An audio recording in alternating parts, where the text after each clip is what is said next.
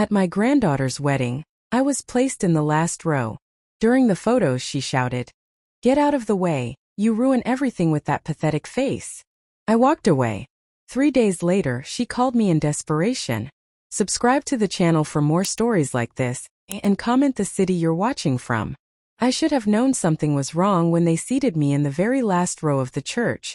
70 years old, and I was watching my granddaughter's wedding from behind strangers who barely knew her name. The irony wasn't lost on me. I had raised that girl from the time she was 8 years old, and now I was relegated to the cheap seats like some distant acquaintance who'd wandered in off the street.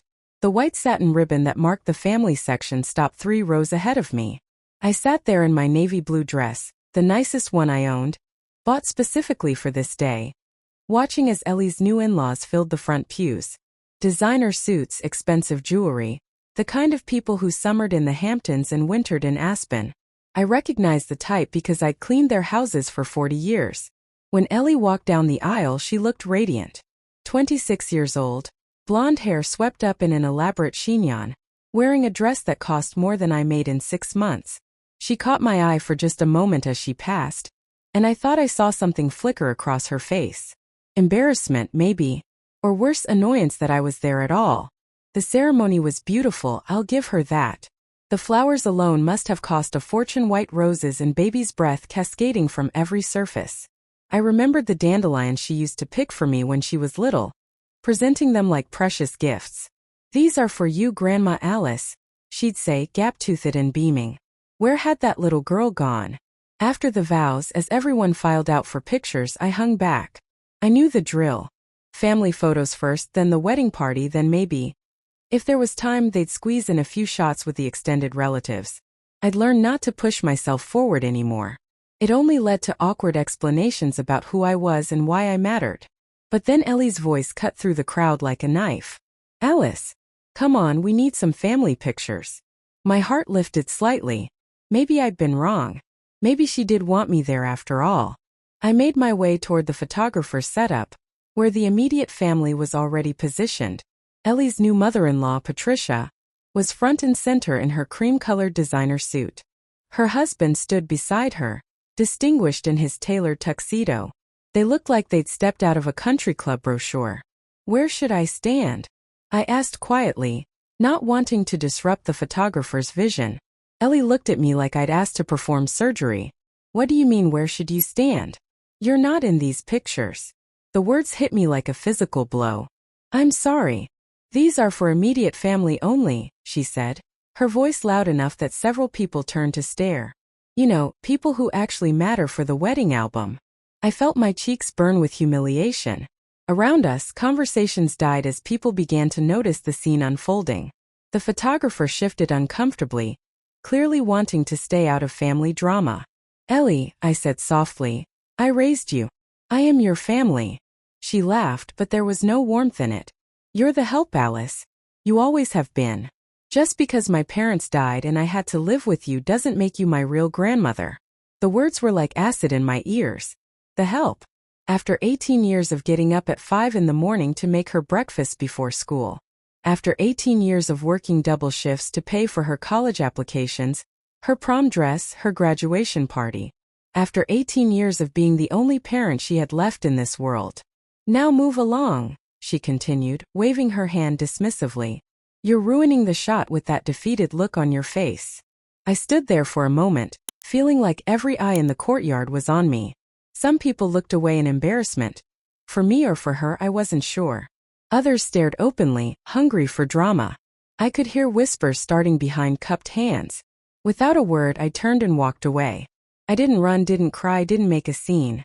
I simply walked to my 15-year-old Honda, got in and drove home. In my rearview mirror, I could see the wedding party rearranging themselves for photos, already forgetting I'd ever been there.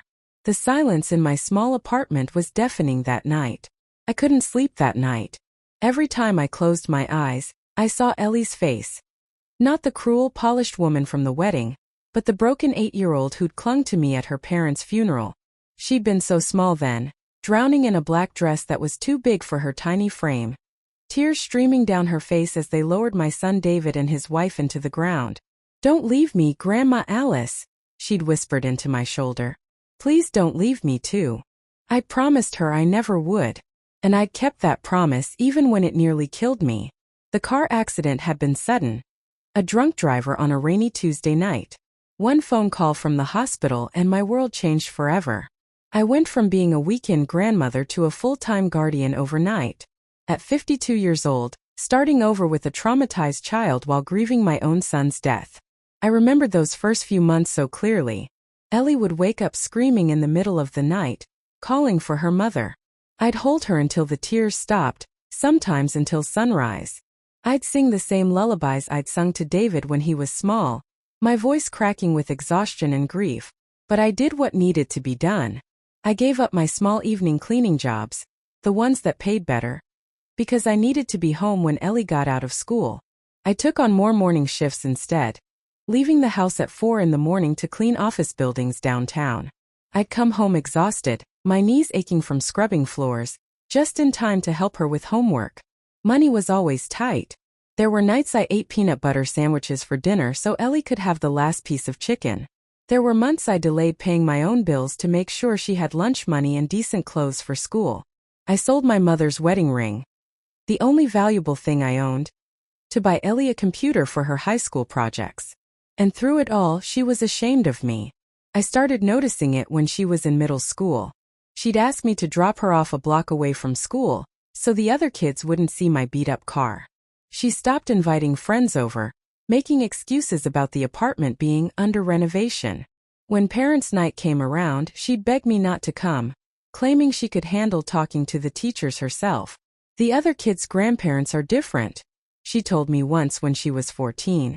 They're, normal grandparents. They don't work with their hands. Normal grandparents. As if loving her with everything I had wasn't normal. As if sacrificing my health and my future for hers didn't count. High school was worse. She started telling people I was the housekeeper. Not a lie exactly. I did clean houses for a living. But the way she said it, with such casual dismissal, cut deeper than any insult. She'd introduce me to her friend's parents as Alice, who helps out around the house.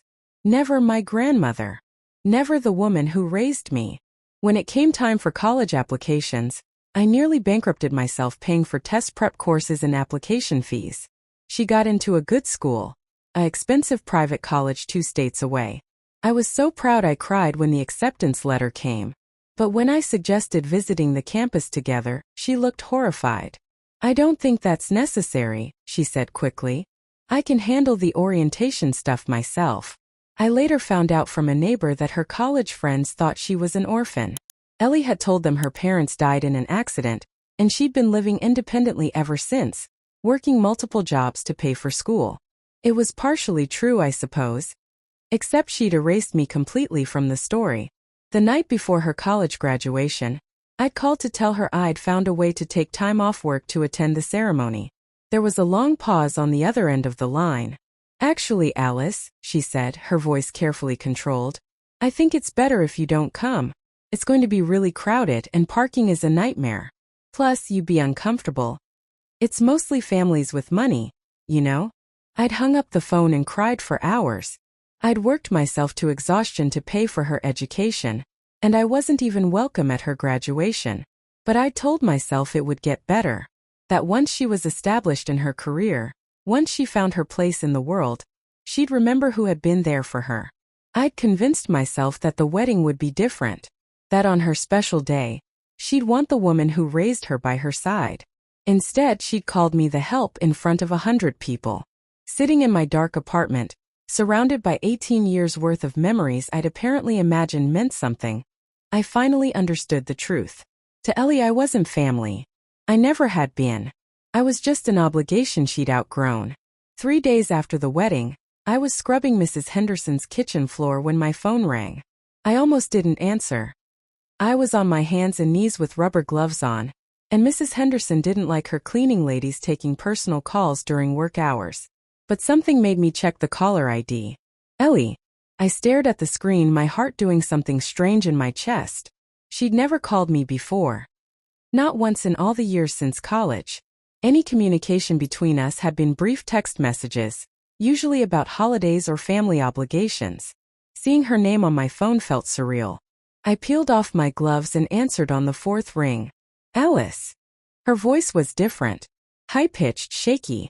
Nothing like the confident woman who dismissed me 3 days ago. Hello, Ellie. Alice, I need to talk to you. Can you come over? Please. The please caught me off guard. In 18 years of raising her, I could count on one hand the number of times she'd said please to me about anything important. I'm working, I said simply. This is important. Really important. It's about my business. I glanced around Mrs. Henderson's pristine kitchen, then at the clock on the microwave. I still had 2 hours left on my shift, and I couldn't afford to lose this job. Mrs. Henderson paid better than most of my clients. I can come by after 6, I said. No, Alice, you don't understand. I need you now. Right now. Everything is falling apart. There was something in her voice I'd never heard before. Real panic. The kind of fear that makes your voice crack and your hands shake. Despite everything that had happened between us, despite the humiliation at the wedding, my instinct to protect her kicked in. What's wrong? I can't talk about it over the phone. Please, Alice. I'm begging you. Begging. Ellie had never begged me for anything. Even as a child, she'd learned to demand rather than ask. This was something else entirely. I found myself telling Mrs. Henderson I had a family emergency. She wasn't happy about it, but she'd known me for 5 years and I'd never left early before. 20 minutes later, I was standing outside Ellie's downtown condo building. A glass tower that cost more per month in rent than I made in 6 months. The doorman let me up without calling ahead, which surprised me until I saw Ellie waiting by the elevator on the 15th floor. She looked terrible. Her hair was unwashed, pulled back in a messy ponytail. She was wearing sweatpants and an old college t-shirt, and her face was blotchy from crying. Thank God you came, she said, grabbing my arm and pulling me into her apartment. The place was a mess. Papers scattered everywhere, her laptop open on the coffee table, tissues crumpled on every surface.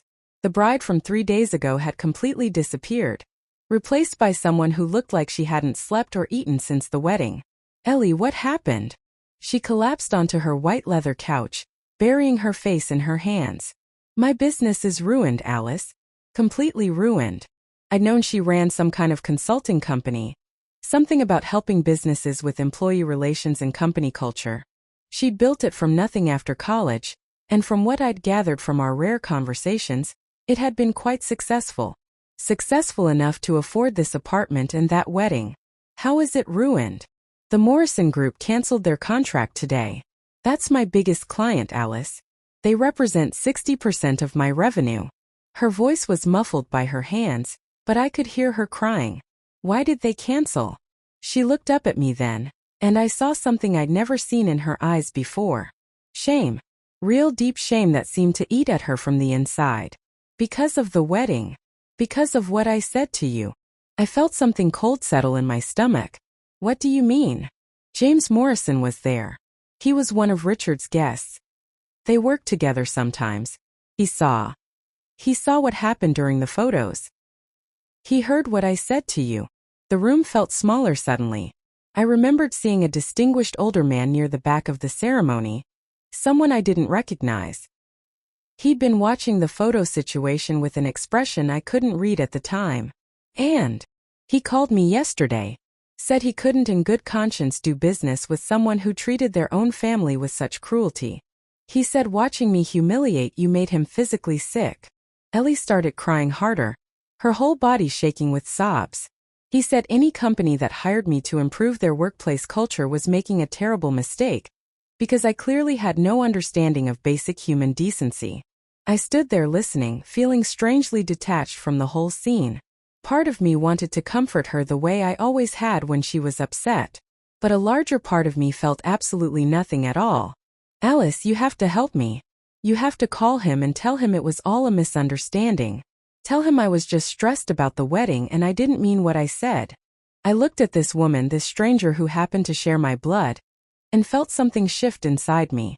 The same woman who'd called me the help 3 days ago was now asking me to lie for her. But you did mean it, I said quietly. What? You meant every word you said to me, Ellie. We both know that. Ellie's face went white when I said those words. She opened her mouth to argue, to deny it, but nothing came out. We both knew I was right.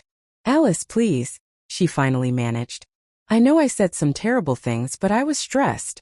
You know how weddings are. Everyone's on edge, emotions are running high. I sat down across from her, studying this woman I'd raised from childhood. Emotions running high don't create cruelty, Ellie. They just reveal what was already there. She flinched like I'd slapped her. That's not fair. Isn't it? Tell me, when exactly did I become the help to you?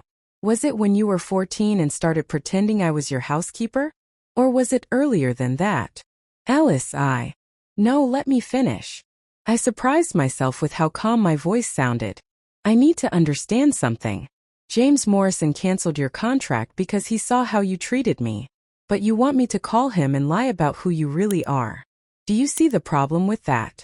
She stared at me blankly. You're asking the woman you publicly humiliated to save your business. The woman you told 100 people doesn't matter. The woman you erased from your life story for years. I leaned forward. What makes you think I would do that? Because you love me, she said automatically, like she was reciting something she'd memorized. Because you raised me. Because I'm all you have. The last part hit me like a physical blow. I'm all you have? I repeated. Ellie, you're married now. You have a husband, in-laws, a whole new family. You have friends, business associates, a life I was never invited to be part of. I'm not all you have. I'm just all you have left to clean up your messes. She started crying again, but this time it felt calculated. The same tears she'd used as a child when she wanted something. I'm sorry, okay? I'm really sorry. I was awful to you at the wedding. I know that. But my whole life is falling apart, Alice. If I lose the Morrison contract, I'll lose everything. And whose fault is that? I said I was sorry. Sorry doesn't fix this, Ellie. Sorry doesn't take back 18 years of being ashamed of me. Sorry doesn't erase the fact that you told your college friends I didn't exist. Her face went pale again. How do you know about that? Mrs. Patterson from next door. Her daughter went to your school. She mentioned it once, thinking I knew. Imagine my surprise, finding out my granddaughter was an orphan. The silence stretched between us like a chasm. Outside her floor-to-ceiling windows, the city hummed with life. People going about their days, unaware that in this expensive apartment, a relationship was finally dying. I want you to understand something, I said eventually. James Morrison didn't cancel your contract because he saw you have a bad moment. He canceled it because he recognized something in your character. Something ugly that you've been hiding behind nice clothes and fancy degrees. That's not true, isn't it? Tell me, Ellie.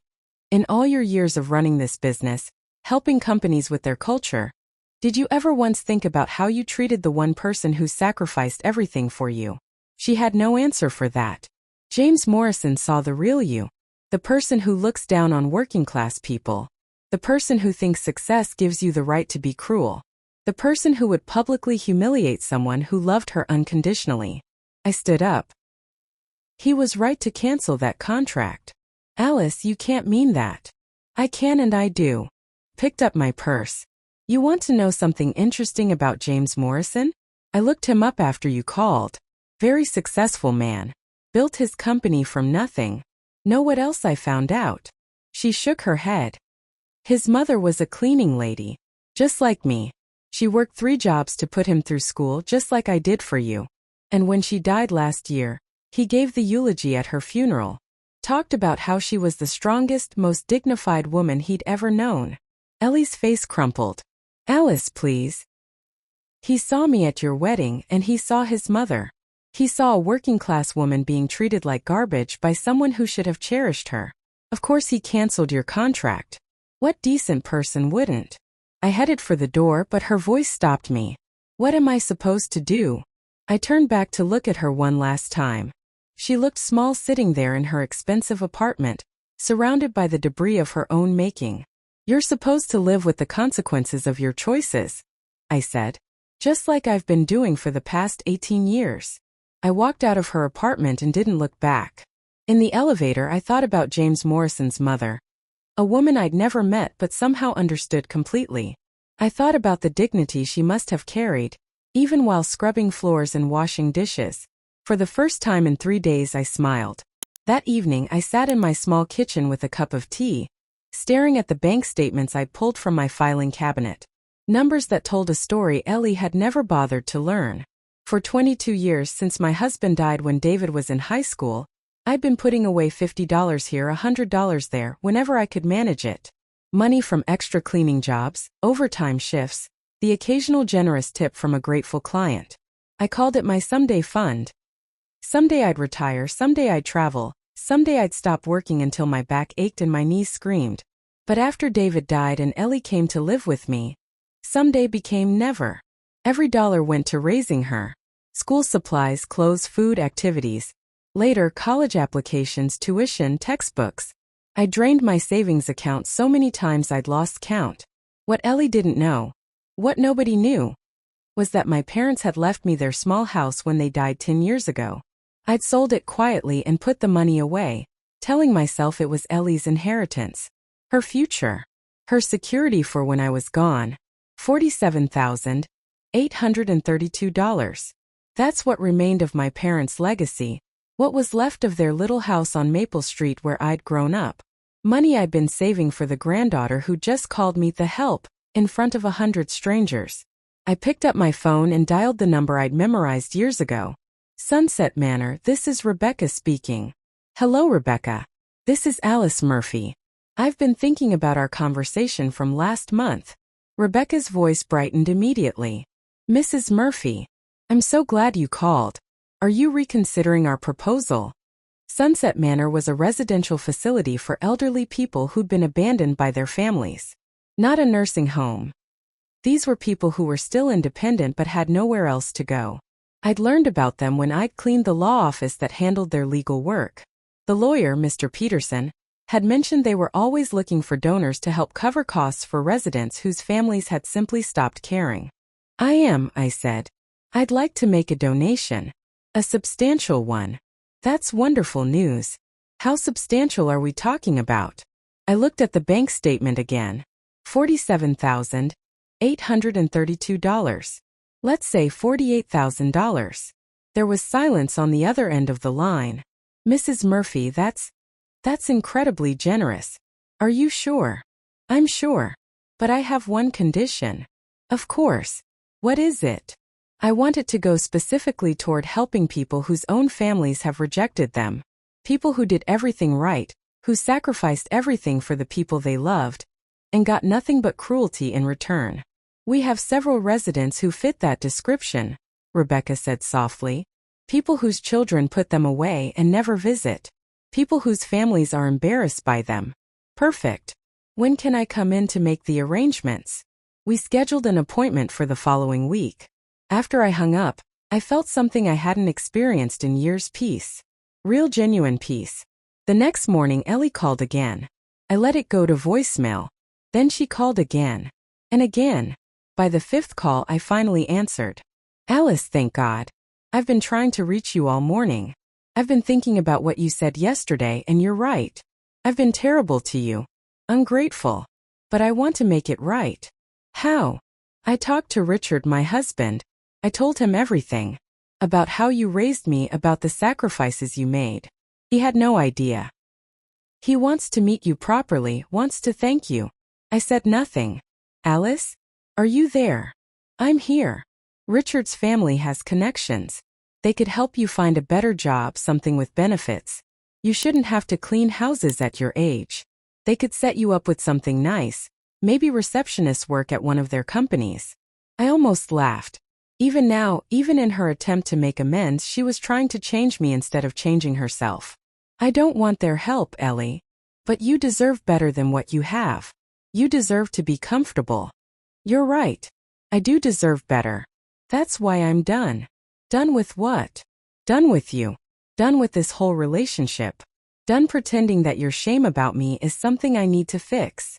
Alice, please don't say that. I know I messed up, but we can work through this. We're family. No, Ellie. We're not family. You made that very clear at your wedding. I was the help then and I'm still the help now. The only difference is that I'm quitting.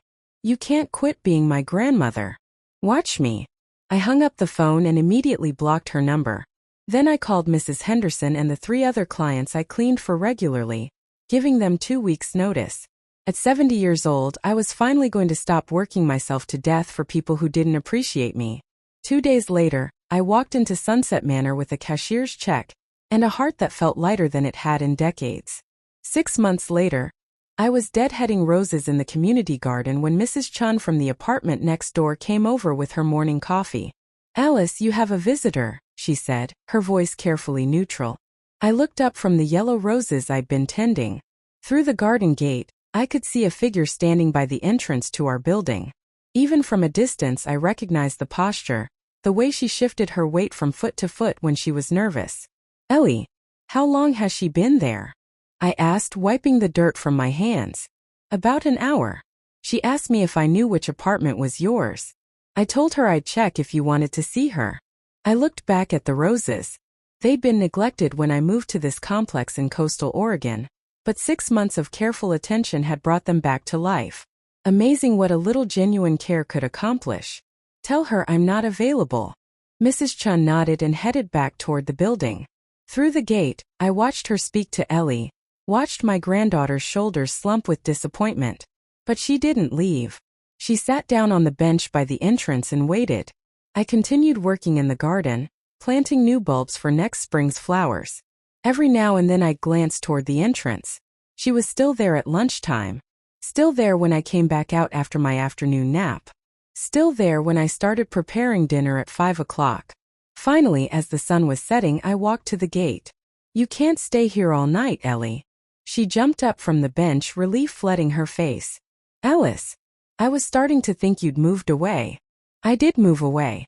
This isn't exactly next door to Sacramento. She looked different. Thinner, older somehow. Her expensive clothes had been replaced with jeans and a simple sweater. Her hair was shorter, less styled. The polish was gone, replaced by something that looked almost like humility. "I drove 14 hours to find you," she said. "I hired a private investigator. It took him 3 months. That seems like a lot of effort for someone who used to be embarrassed to be seen with me." She flinched. "Alice, my whole life fell apart after the wedding. Richard left me. The business collapsed. I lost everything." "I'm sorry to hear that." "Are you? Really?" I considered the question honestly. "I'm sorry you're in pain. I'm not sorry you're facing consequences. I deserved it. I know that now. I was horrible to you. Not just at the wedding but for years. Decades." She was crying now, but it looked different from the calculated tears I remembered. I was so ashamed of where I came from. I forgot that where I came from was love. "Yes, you did. I want to make it right." "How?" "I don't know. I'll do whatever you want. I'll work to pay you back every dollar you spent on me. I'll tell everyone the truth about how you raised me, how you sacrificed everything. I'll spend the rest of my life making up for what I did." I looked at this broken woman standing at my garden gate. Part of me, the part that had raised her, that had loved her unconditionally for 18 years, wanted to comfort her. But a larger part of me, the part that had learned to value my own peace, felt nothing but tired. "Ellie, do you know what I've been doing for the past 6 months?" She shook her head. "I've been learning who I am when I'm not taking care of someone else. I wake up when I want to wake up. I eat what I want to eat. I spend my days in this garden, growing things that make me happy. I read books, I take walks on the beach, I have coffee with my neighbors. For the first time in my adult life, I'm living for myself." That sounds nice. It is. It's more than nice. It's peaceful. And you know what I realized? I don't need your apology. I don't need you to make it right. I don't need anything from you at all. Her face crumpled. "So that's it? You're just going to cut me out of your life forever?" "Ellie, you cut me out of your life years ago. I just finally stopped pretending otherwise." "But I love you." "No, you don't. You love the idea of having someone who will always be there to clean up your messes. You love having a safety net. But you don't love me. The real me, the working class woman who raised you. You've made that very clear." She was sobbing now, ugly tears that made her face red and blotchy. "Please, Alice. Please give me another chance. I'll be better. I promise I'll be better." I looked at her for a long moment, this woman I'd once loved more than my own life. I believe you will be better, Ellie. I think losing everything probably taught you lessons I never could. But that's your journey now, not mine. What am I supposed to do without you? The same thing I did without my parents when they died. The same thing I did without my husband when he died. The same thing I did without my son when he died. You figure it out. You grow up. You take responsibility for your own life. I turned to walk back to my apartment, but her voice stopped me. Alice? The money you gave to Sunset Manor. That was my inheritance, wasn't it? I didn't turn around. It was money I earned through 40 years of hard work. I chose to give it to people who actually appreciate kindness. I understand. I deserved that too. Yes, I said quietly. You did. I walked inside and closed the door. From my kitchen window, I watched her sit on the bench for another hour before finally getting into her car and driving away. I never saw her again. And for the first time in 70 years, that didn't make me sad. It made me free.